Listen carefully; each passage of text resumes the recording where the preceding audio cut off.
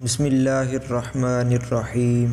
اللہم صلی علی سیدنا و مولانا محمد وبارک وسلم۔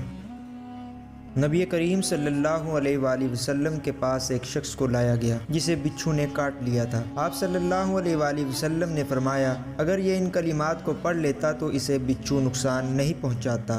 حدیث کے راوی حضرت سہیل بن صالح رضی اللہ تعالی عنہ فرماتے ہیں کہ ہمارے گھر والوں نے یہ کلمات سیکھ لیے تھے اور روزانہ پڑھتے تھے۔ ایک دفعہ گھر میں کسی باندی کو بچھو نے ڈس لیا تو ان کلمات کی برکت سے اسے کوئی تکلیف تک نہیں ہوئی، اور وہ کلمات یہ ہیں: اعوذ بکلمات اللہ التامات من شر ما خلق۔